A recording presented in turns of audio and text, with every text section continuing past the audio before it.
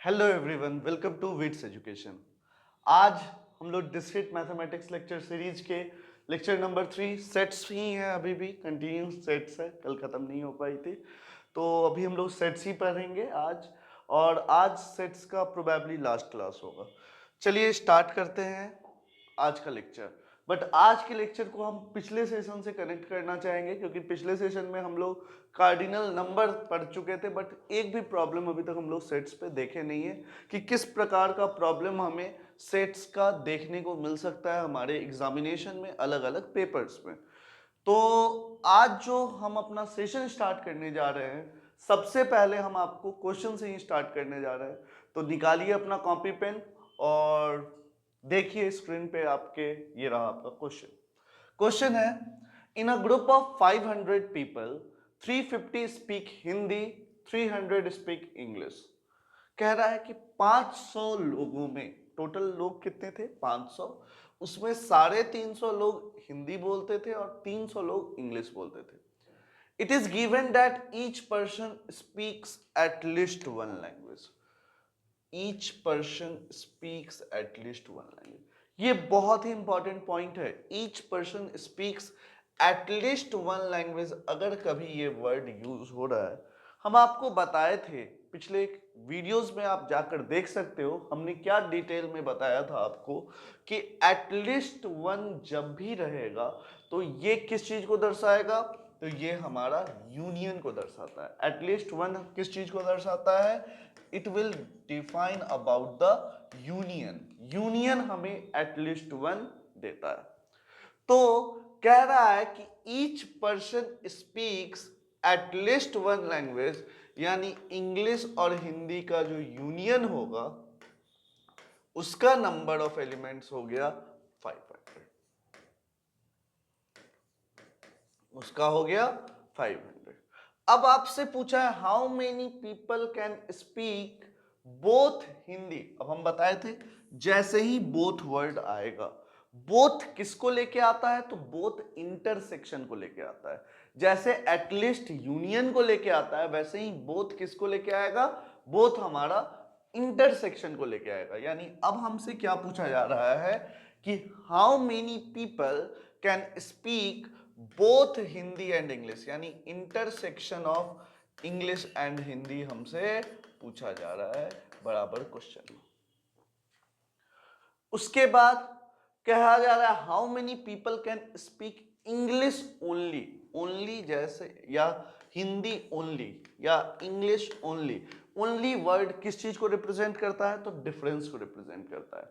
मतलब total English में से अगर हम इंग्लिश एंड हिंदी वाले को घटा दें तो सिर्फ और सिर्फ इंग्लिश आ जाएगा। टोटल हिंदी में से अगर हम इंग्लिश एंड हिंदी वाले को घटा दें तो सिर्फ और सिर्फ हमें हिंदी का मिल जाएगा। यानी इसमें हम सारे के सारे ऑपरेशंस को देख सकते हैं।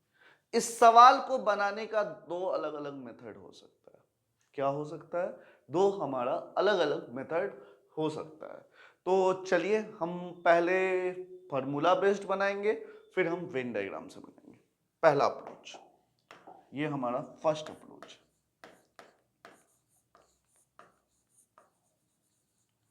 देखिए गिवन क्या क्या है, तो गिवन है हमारा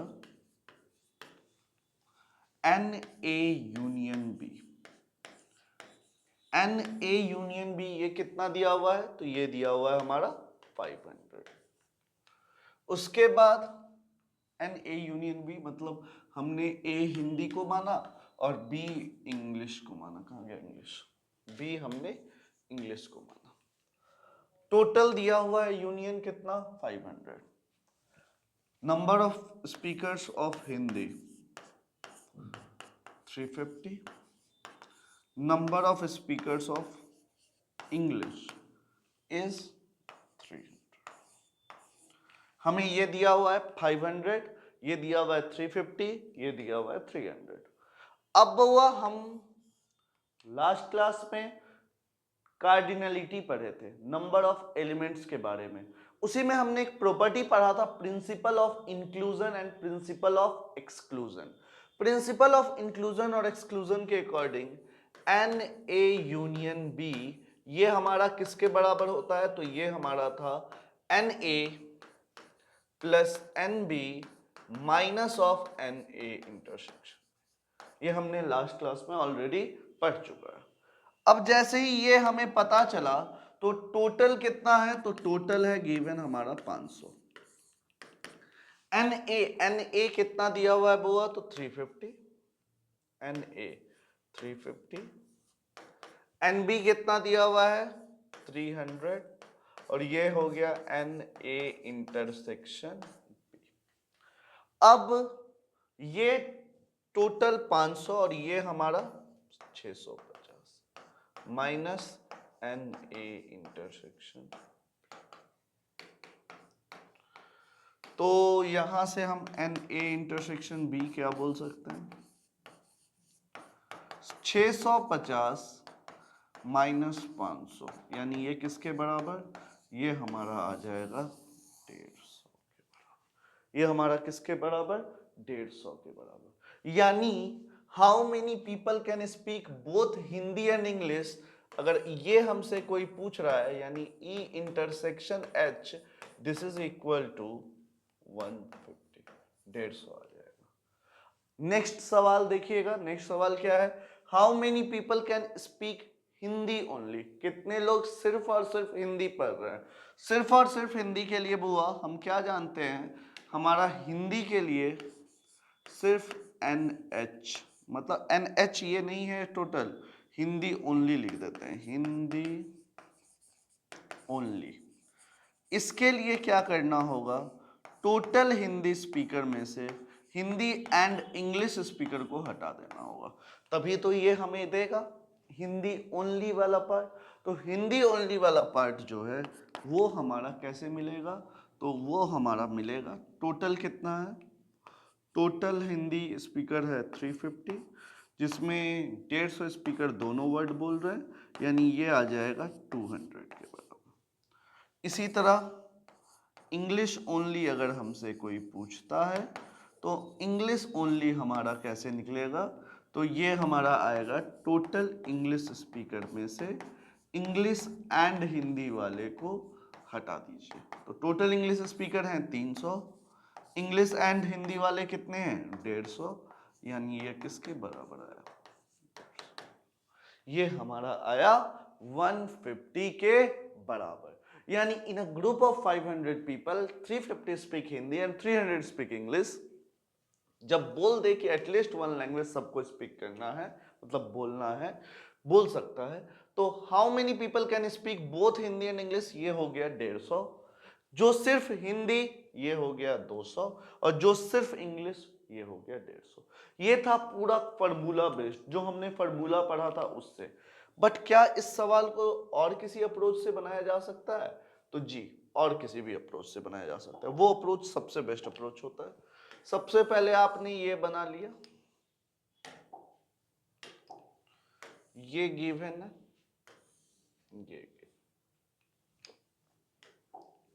ये कंप्लीट दिया हुआ है 350, ये कंप्लीट दिया हुआ है 300, और ये टोटल दिया हुआ है 500।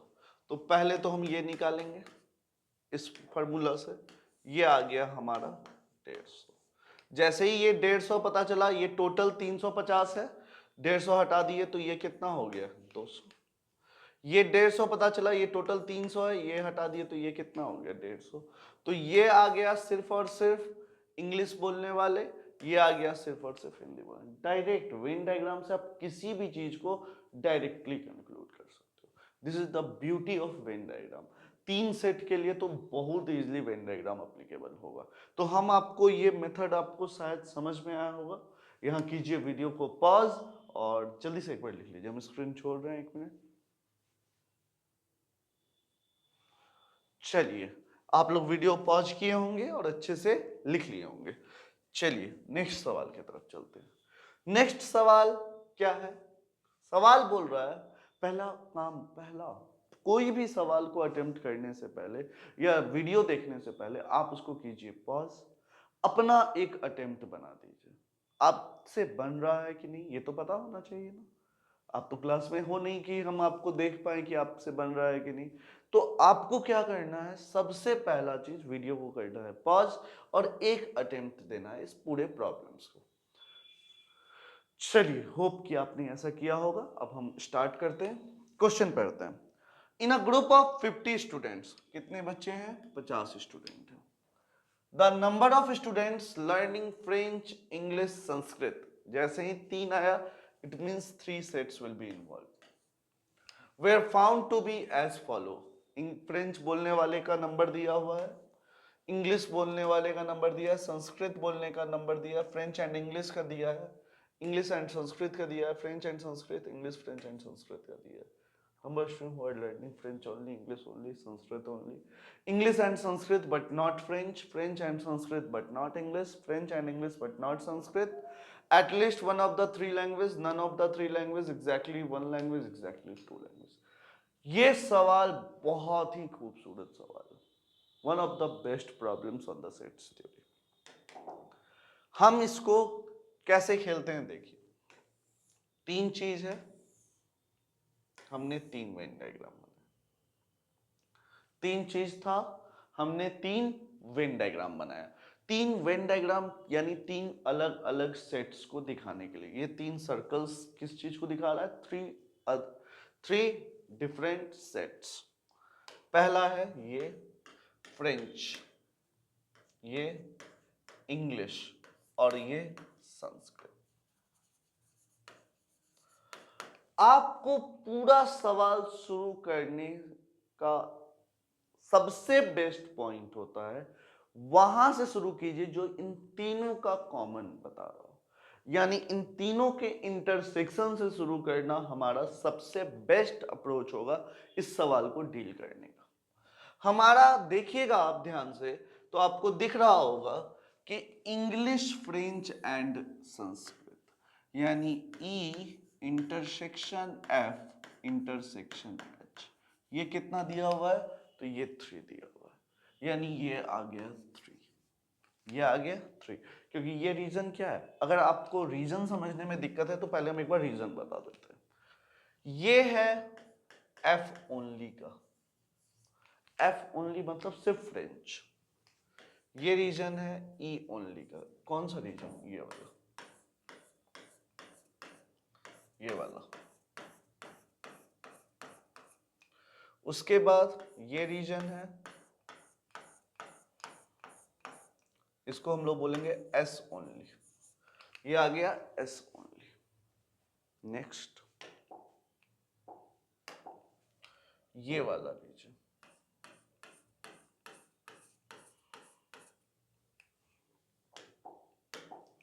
ये रीजन कहलाएगा, देखिए संस्कृत और इंग्लिश का इंटरसेक्शन है तो संस्कृत इंटरसेक्शन इंग्लिश। फिर ये वाला रीजन,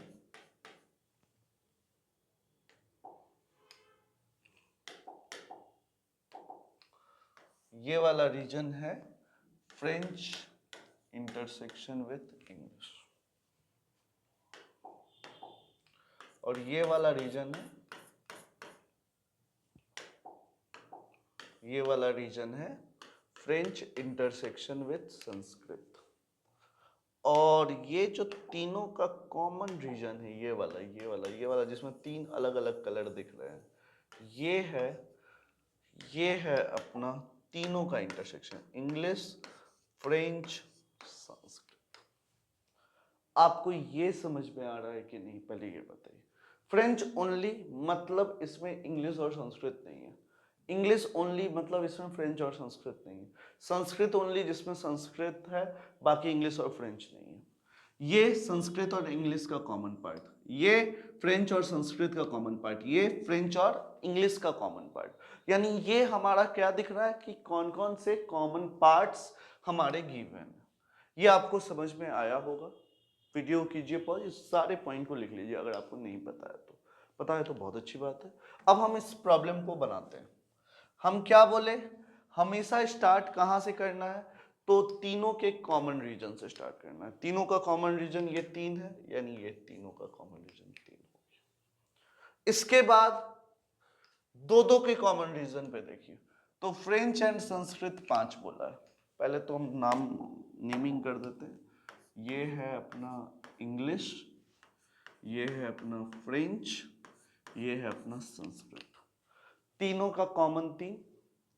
अब बोला है फ्रेंच एंड संस्कृत एज 5, मतलब ये टोटल, ये वाला से लेकर के ये वाला तक, ये टोटल 5 है, जिसमें हम 3 कॉमन दिए हुए हैं। तो यहां कितना आया? 2, क्योंकि ये दोनों मिला करके कितना हो गया? 5। यही ना बोल रहा है कि French and Sanskrit equal to 5, यानी इन दोनों का जो कॉमन पार्ट होगा वो 5 होगा। 3 ऑलरेडी दे चुके हो, तो कितना बच जाएगा? 2 बचेगा। ये शायद आप लोगों को क्लियर हुआ होगा। नेक्स्ट देखिए, फ्रेंच और ये संस्कृत का बात था। फ्रेंच और इंग्लिश, फ्रेंच और इंग्लिश देखिए कहाँ है? फ्रेंच एंड इंग्लिश, इसमें है टोटल 9। 3 हम दे चुके, फ्रेंच और इंग्लिश मतलब ये वाला रीजन, 3 हम दे चुके हैं, यानी यहां पे अब हम क्या देंगे? तो यहां हम दे देंगे 6। तब टोटल कितना हो जाएगा? तो यही ना टोटल 9 होगा। नेक्स्ट देखिए, इंग्लिश एंड संस्कृत देखिएगा। इंग्लिश एंड संस्कृत में 4 दिया हुआ है, 3 दे चुके हैं, यानी यहां कितना बच गया? 1, 4। ये शायद पूरा पॉइंट आपको क्लियर हो रहा होगा। अब देखिए, सिर्फ और सिर्फ इंग्लिश कितने हैं? तो सिर्फ और सिर्फ इंग्लिश 13 है। हम कितना दे चुके हैं? 6, 3, 9, 1, 10, यानी यहां कितना बचा? 3। यानी इस टोटल का मान इंग्लिश बराबर 13 था। अब देखो इन सबको जोड़ दो, ये रीजन, ये रीजन, ये रीजन, ये रीजन, 13 आ रहा है, 13 आ रहा है। सेटिस्फाई हो रहा है? हो रहा है। एकदम रीजनिंग टाइप बनाना है, बहुत बेसिक होता है सेट थ्योरी। उसके बाद देखिए, सिर्फ फ्रेंच का देखते हैं। फ्रेंच फ्रेंच फ्रेंच 17, फ्रेंच है 17, 6, 3, 9, 2, 11, तो बच कितना गया? 6। यानी ये टोटल कितना हो गया फ्रेंच में? 17। फिर आते हैं संस्कृत। संस्कृत कितना है? तो संस्कृत 15 है। संस्कृत कितना है? 15 है। यानी 3, 2, 5, 1, 6, यानी ये कितना आ गया? 9। यानी संस्कृत में टोटल था हमारा 15, यानी ये आ गया 9। यानी ये है हमारा सबसे इंपॉर्टेंट पॉइंट्स, अलग अलग सेट्स में क्या क्या होता है। अब बस रीजन देखना है, आंसर देना है। देखिएगा, पहला बोला French only, French only, French पे आ गए, फ्रेंच ओनली मतलब 6, यानी इसका आंसर हो गया 6। दूसरा बोला इंग्लिश ओनली, इंग्लिश ओनली का कहाँ है? तो इंग्लिश ओनली 3, यानी टोटल आ गया 3। उसके बाद संस्कृत ओनली, संस्कृत ओनली का रीजन कौन सा आएगा बुआ? तो संस्कृत ओनली का आ गया 9, यानी आ गया। नेक्स्ट देखिए, नेक्स्ट है English and Sanskrit but not French. देखिए, इंग्लिश और संस्कृत लेना है बट फ्रेंच नहीं लेना है, यानी ये हो गया पूरा इंग्लिश और संस्कृत, और इसमें ये रीजन है जिसमें फ्रेंच भी है। यानी ये जो है ये क्या चीज रिप्रेजेंट कर रहा है? इंग्लिश है, संस्कृत है, बट इसमें फ्रेंच है क्या? तो फ्रेंच नहीं है। यानी ये हो गया 1, English and Sanskrit but not French. फिर देखिए, French and Sanskrit but not English, French and Sanskrit but not English. Again ये पूरा हो गया जिसमें इंग्लिश वाला पार्ट भी है। इंग्लिश नहीं होने चाहिए, इतने कितने हैं? यानी फ्रेंच होने चाहिए, संस्कृत होने चाहिए, बट इंग्लिश नहीं होने चाहिए। इंग्लिश नहीं होने का अर्थ है इंग्लिश का कॉम्प्लीमेंट हो जाए, यानी ये हमारा क्या होगा बुआ? तो ये आ गया 2। उसके बाद देखिए, कह रहा है फ्रेंच और इंग्लिश हो बट संस्कृत ना हो, यानी फ्रेंच और इंग्लिश है बट संस्कृत ना हो, मतलब इस रीजन में ये वाला पार्ट जो है ये क्या है? फ्रेंच है, संस्कृत है, बट इंग्लिश नहीं है, यानी कितना आ गया? 6। यानी ये एक तरह से दो दो शब्द, मतलब दो दो लैंग्वेज बोलने वाले स्पीकर्स हो गए। नेक्स्ट देखिएगा, at least one of the 3 language. At least one of the 3 language मतलब ये किस चीज को दर्शा रहा है? तो ये हमें दर्शा रहा है कि कम से कम कोई एक लैंग्वेज बोलने चाहिए, ये कह रहा है। देखिए, इसमें एक लैंग्वेज, 2 लैंग्वेज और तीनों लैंग्वेज बोलने वाले सब लोग होने चाहिए। यानी टोटल कितने आ गए at least one of the 3 language में? 6, 3, 9, ये एक लैंग्वेज वाले, 1 2 6, ये 2 लैंग्वेज वाले और ये 3 लैंग्वेज वाले। यहां से आया 6 3 9 9 18 9 27 3, यानी टोटल कितना आ गया बुआ? 30 आ गया। 6 3 9 9 18 9 27 3 30, यानी देयर आर टोटल 30 स्टूडेंट्स जो कम से कम कोई एक लैंग्वेज तो बोल ही रहे हैं। यानी सारे के सारे लैंग्वेज कोई ना कोई, मतलब या तो एक लैंग्वेज बोल रहे हैं, या 2 लैंग्वेज बोल रहे हैं, या तीनों लैंग्वेज बोल रहे हैं। एटलीस्ट का मतलब ही होता है कि कम से कम, मिनिमम वैल्यू दे दिया कि एक लैंग्वेज बोलना चाहिए, तो कम से कम एक लैंग्वेज बोलने में जैसे कम से कम 10 रुपया होना चाहिए। तो हम एंट्री किसको किसको देंगे? अगर हम मान लो कि हम यहाँ पे इस हॉल में कॉन्सर्ट कर रहे हैं और हमने एक टिकट रख दिया है जिसका दाम 10 रुपया है, तो जिसके पास कम से कम 10 रुपया होगा हम सबको एंट्री देंगे। 10 कम से कम 10 का अर्थ हुआ यानी जिसके पास 10 रुपया हो या 10 से ज्यादा हो, हम सबको एंट्री देने जा रहे हैं। यानी यही है at least one of the 3 languages का अर्थ हुआ कि या तो एक लैंग्वेज बोल सकते हैं, या तो 2 लैंग्वेज बोल सकते हैं, या तीनों लैंग्वेज बोल सकते हैं। यानी ये टोटल आ गया 30 अपना। अब कह रहा है none of the 3 languages. Next है नन ऑफ द 3 लैंग्वेजेस, तीनों लैंग्वेज में से कोई भी एक लैंग्वेज नहीं बोला, यानी ये किसके बराबर हुआ? तो नन ऑफ द 3 लैंग्वेजेस का हमारा जो रिजल्ट है ये है टोटल स्टूडेंट 50, कम से कम 30, मतलब कोई लैंग्वेज नहीं बोल रहा, यानी 50 में से 30 हटा दीजिए, यानी कितना आ गया? 30। एग्जैक्टली वन लैंग्वेज, ये सब क्या है? एक लैंग्वेज, सिर्फ इंग्लिश बोल रहा है, सिर्फ फ्रेंच बोल रहा है, सिर्फ संस्कृत बोल रहा है, यानी एग्जैक्टली वन लैंग्वेज हो गया ये, यानी एक ही लैंग्वेज बोलने वाले हैं। यानी ये कितना आया? 6 3 9 9 18, 18 will be the correct answer for exactly one. और एग्जैक्टली 2 लैंग्वेज, एग्जैक्टली 2 लैंग्वेज कौन कौन बोल रहे हैं? ये लोग 2 लैंग्वेज बोल रहे हैं, English and Sanskrit, French and Sanskrit, French and English, यानी ये टोटल कितना हो गया? तो ये टोटल 9 हो गया। इसको अच्छे से लिखिए, फिर आगे चलते हैं।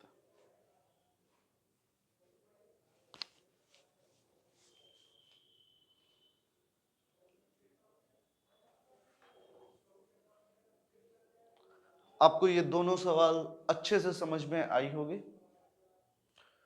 अब चलते हैं नेक्स्ट कॉन्सेप्ट की ओर। नेक्स्ट कॉन्सेप्ट बहुत ही ब्यूटीफुल कॉन्सेप्ट है। इस कॉन्सेप्ट को हम बोलते हैं D Morgan's law. D Morgan's law हम लोग अगर बुलियन अलजेब्रा पढ़ें तो उसमें भी ये बहुत इंपॉर्टेंट रोल प्ले करता है, लॉजिक गेट्स के साथ भी बहुत इंपॉर्टेंट रोल प्ले करता है। डी मॉर्गन्स लॉ क्या कहता है, इस चीज को हम समझते हैं। सबसे पहला चीज ये जो कहता है, ए यूनियन बी है अगर, ठीक है, और ए यूनियन बी का आप कभी भी जाकर के क्या कर रहे हो? कॉम्प्लीमेंट कर रहे हो। ए यूनियन बी का कॉम्प्लीमेंट मतलब यू में से किसको घटा रहे हो? ए यूनियन बी को। किसको घटा रहे हो? यू में से ए यूनियन बी को। हम लोग कॉम्प्लीमेंट समझते हैं, कॉम्प्लीमेंट मतलब क्या होता है? किसी सेट, यूनिवर्सल सेट में से उस सेट को घटाना। यू मतलब यूनिवर्सल सेट, उसमें से हम ए यूनियन बी घटाए, यानी ये क्या बनेगा? तो ये बनेगा u माइनस ए।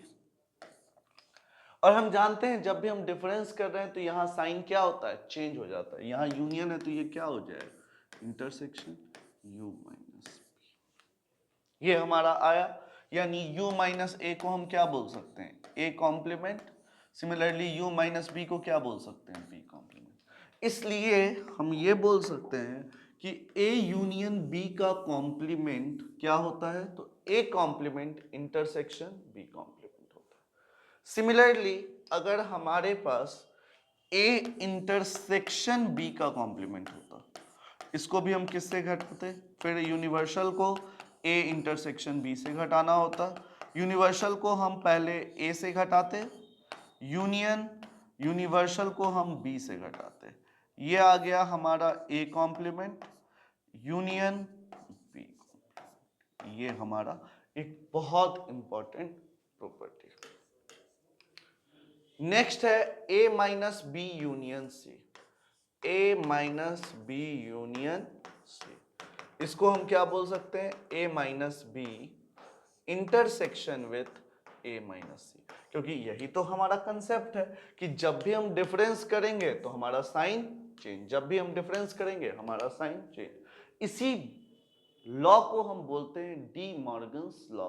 डी मॉर्गन्स लॉ का यूज हम लोग अलग अलग थ्योरम को प्रूव करने के लिए हर समय करते रहते हैं, तो ये आपको जानना था। ये भी सेट थ्योरी का एक इंपॉर्टेंट लॉ होता है, कभी कभी आ जाता है स्टेट डी मॉर्गन्स लॉ। तो डी मॉर्गन्स लॉ करता क्या है कि अगर आप ए और बी कर रहे हो, मतलब ए यूनियन बी का कॉम्प्लीमेंट कर रहे हो, तो ये हो जाता है A complement and B complement. हम जानते हैं और यूनियन दर्शाता है एंड इंटरसेक्शन दर्शाता है, इसी चीज को हम बोलते हैं डी मॉर्गन्स लॉ।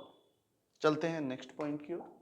नेक्स्ट है कार्टेशियन प्रोडक्ट। कार्टेशियन प्रोडक्ट हमारा होता क्या है, तो अगर हम बुआ दो सेट्स लिए, एक सेट है 1 2 3 4, एक सेट है 2 3, ये हमने लिया। सेट ए में ये एलिमेंट्स है और सेट बी में हमारा ये एलिमेंट्स है। अगर हमें ए क्रॉस बी करना है, अगर हमें क्या करना है, ए क्रॉस बी। ए क्रॉस बी मतलब ए को बी के साथ पेयर बनाना है, तो हम कैसे बना सकते हैं, हम 1 को 2 के साथ बना सकते हैं, 2 को 2 के साथ, 3 को 2 के साथ, 4 को 2 के साथ। यानी पहला काम हम 1 को 2 से, 2 को 2 से, 3 को 2 से और 4 को 2 से कर सकते हैं। दूसरा काम क्या कर सकते हैं, 1 को 3 से, 2 को 3 से, 3 को 3 से और 4 को 3 से। तो ये जो सारे पेयर बनते हैं ना, यही हमारा कहलाता है कार्टेशियन प्रोडक्ट। कार्टेशियन प्रोडक्ट हमें ऑर्डर्ड पेयर्स देते हैं। ऑर्डर्ड पेयर्स मतलब सारे एलिमेंट का, प्रत्येक एलिमेंट ए का प्रत्येक एलिमेंट बी के साथ पेयर बनाया जाता है। यानी ए क्रॉस बी हमारा यहां क्या आ जाएगा, तो ये आएगा 1 2 2 2 3 2 4 2, ये सारे पेयर बन रहे हैं। उसके बाद 1 3 2 3 3 3 और 4 3, ये हमारा कहलाएगा कार्टेशियन प्रोडक्ट। तो यही लिखा हुआ है कि let A and B be sets, Cartesian product of A and B is represented by A cross B. Cartesian product को हम कैसे दिखाते हैं, ए क्रॉस बी। ये प्रोडक्ट डायरेक्ट ऐसा नहीं कि गुना हो जाता है, इस कार्टेशियन प्रोडक्ट जो है वो ऑर्डर्ड पेयर्स दर्शाता है। क्या दर्शाता है, ऑर्डर्ड पेयर। ऑर्डर्ड पेयर का अर्थ हुआ कि एक एलिमेंट इसका और एक एलिमेंट इसका, दोनों को कंबाइन करके हमने एक एलिमेंट बना दिया। एक एलिमेंट जैसे क्या कहे, ए क्रॉस बी ए कॉमा बी के बराबर है जब पहला सेट पहले सेट से और दूसरा एलिमेंट दूसरे सेट का। अगर पहला एलिमेंट पहले सेट का हो और दूसरा एलिमेंट दूसरे सेट का हो, तो यही हमारा कार्टेशियन प्रोडक्ट कहलाता है। यही हमारा क्या कहलाता है, कार्टेशियन प्रोडक्ट। तो ये हमने अभी डिस्क्राइब किया।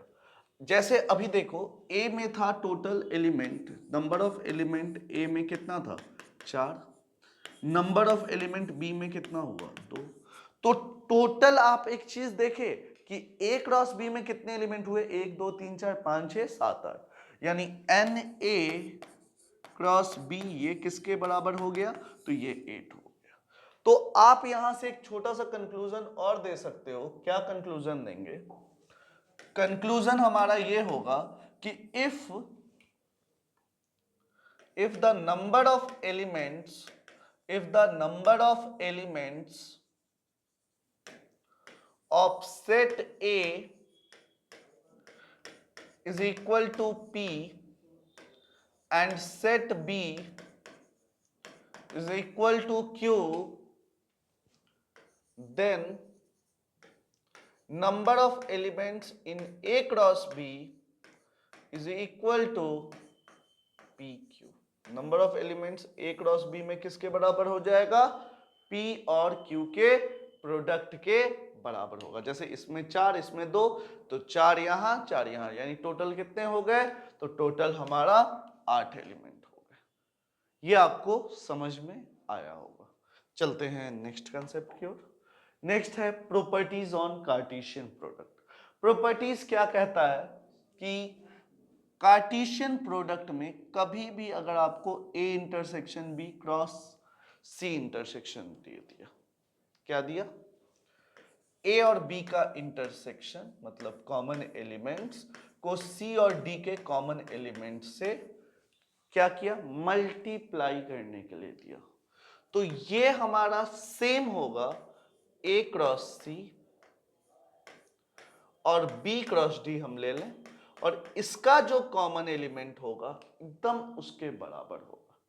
क्या हुआ, असल में ये डिस्ट्रीब्यूट हुआ, A को इससे फिर ये, और जो ये बीच वाला है वो एज इट इज आ जाता है। यही हमारा रूल है। ये हमारे इंटरसेक्शन, यूनियन, डिफरेंस सबके साथ ट्रू होता है। जैसे यहां देखिए A minus B cross C है, यानी पहले हम C को क्रॉस किए, फिर हम B को क्रॉस किए, और फिर बीच में क्या ला दिए, वापस से negative sign. Similarly A union B है, A union B cross C है, हम क्या किए, A को C के साथ क्रॉस किए, B को C के साथ क्रॉस किए, और जो बीच में है वो आ गया। A को B और C के साथ करना था A cross B, A cross C, और बीच में जो साइन था वो एज इट इज आ गया। इसको हम लोग बोलते हैं, ये जो लॉ है, ये दोनों जो हुआ, इसको हम बोलते हैं distributive law, distributive law of Cartesian product. यानी कार्टेशियन प्रोडक्ट जो है वो हमारा डिस्ट्रीब्यूटिव लॉ को फॉलो करता है। आपको ये हटा देते हैं, ये बहुत सारा गिजिट हो गया, इसलिए हम लिख के ला के दिए हैं कि आप इजीली इन सारे पॉइंट्स को नोट डाउन कर लो। यानी आप क्या समझोगे, आज से अगर कभी भी आपको ऐसा कभी दे दिया A क्रॉस C इंटरसेक्शन दिया है, आप सिंपली क्या करोगे, पहले या तो C इंटरसेक्शन D का पहले इंटरसेक्शन कर लो, उसको क्रॉस कर दो, या A को C के साथ क्रॉस करो, इंटरसेक्शन A को D के साथ क्रॉस कर दो, खत्म। यानी जो ऑपरेशन यहां है वही डिस्ट्रीब्यूट हो जाता है। ये है हमारा प्रॉपर्टीज ऑफ कार्टेशियन प्रोडक्ट। एक सवाल इसी पे ध्यान से देखो, A cross B intersection B cross C, हम अभी पढ़े हैं कि अगर A क्रॉस C ये है तो आप ये कर सकते हो, ये कर सकते हो, हाँ या ना। जैसे हमें अभी हमने ये देखा ना कि A intersection B cross C intersection D है, तो ये A cross C intersection B cross D होता है। तो सिमिलरली अगर हमें A cross B intersection B cross C बोल दे, क्या बोल दे, A क्रॉस B का इंटरसेक्शन B क्रॉस C से, तो हम यहां क्या कर सकते हैं, A intersection B cross B intersection C। ध्यान से देखिए, अगर हम ये किए A को C से, B को D से, तो यहां हम क्या लिखे, A को B से, और यहां यानी A को B से और B को C से, ये हमारे इस कंडीशन को सेटिस्फाई कर रहा है। A इंटरसेक्शन B क्या आएगा, तो A इंटरसेक्शन B हमारा ये 3 4 है, ये 4 5 है, ये कितना है, ये 3 4 है, ये कितना है 4 5 है, यानी दोनों का common element 4। B intersection C क्या आएगा, तो यहां 4 5 है, इधर 5 6 है, यानी ये आ गया हमारा 5, ये आया 4, ये आया 5। अब हमको क्या पता चल चुका है, हमें बस इनका प्रोडक्ट लेना है, यानी A union B cross B union B intersection C, ये हमारा आएगा 4 5, यानी यही हमारा क्या हो जाएगा, ये गिवन जो प्रोडक्ट है उसके बराबर। बहुत ही, आप या तो आप ऐसे बनाओ, या आप A क्रॉस B करो, फिर B क्रॉस C करो, और फिर इंटरसेक्शन लो। प्रॉपर्टी लगाने से हमेशा सिंप्लीफाइड फॉर्म होता है, इसलिए हम किस चीज पे फोकस करते हैं कि हम अपने गिवन डेटा में प्रॉपर्टी को अप्लाई कर सकें। ये क्लियर हुआ होगा, वीडियो कीजिए पॉज और लिख लीजिए इसको।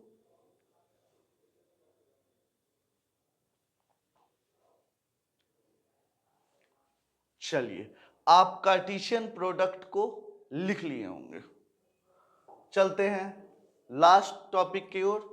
ये है हमारा पार्टीशन ऑफ सेट्स। ये क्या है हमारा पार्टीशन ऑफ सेट्स, मतलब सेट्स जो हैं उनका पार्टीशन क्या होता है। बाबू पार्टीशन ऑफ सेट्स एक बहुत इंपॉर्टेंट पॉइंट होता है आपके बोर्ड एग्जाम, यूनिवर्सिटी एग्जाम के लिए। पार्टीशन ऑफ सेट्स असल में होता क्या, पहले ये समझते हैं।